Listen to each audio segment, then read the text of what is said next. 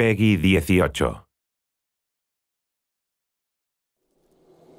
Welcome, stranger. Name's Halleck, and it's a pleasure meeting you. I run this little shop.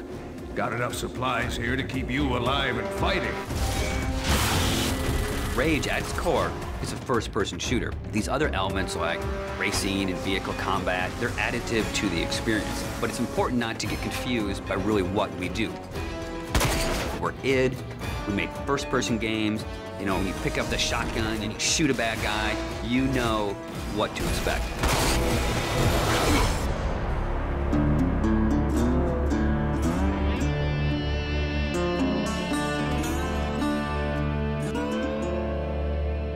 So in Rage, what we've tried to do is in every new environment that you enter, we give you a new weapon or a new ammo type or a new engineering item to keep the experience fresh. And as you play through the game, your arsenal grows and grows.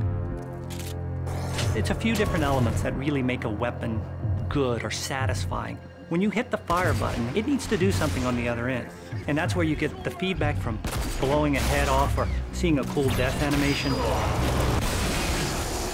You know, I've always loved shotguns in all of the id games especially. I think if we didn't have a shotgun, a lot of fans would be upset. But the crossbow, because it's so different and so new, it's almost like this utility weapon. My favorite weapon in Rage is the wing stick. Let me guess. You want to know how to throw a wing stick. The wing stick is an offhand, instant throw weapon. The wing stick is such an iconic weapon. It's this bladed death boomerang, and it has like a smart nano targeting core is some of the mythos that we've built into it. And if you time it right, you can chop the heads off the mutants with it. We have these things we call gadgets or engineering items. Things like a little remote control car with a bomb attached to it. Now you're building this little defense turret. If you have the parts and you have the plans to build it, you can build these anywhere in the world. So now you're running around, you're firing, and instead of just tossing a grate or just throwing the wing stick, you're tossing down a little defense turret. When we have other more complex engineering items, as you progress through the game, things like sentry bots that are automated robots that shoot all your enemies for you. If you utilize some of the other gadgetry items, you can make it a thinking man's game. But it doesn't stray too far from our core mechanics. It's one button. It all follows the same principle. I pay nicely for quality goods. There is an economy, and when people first think about the economy, they think RPG.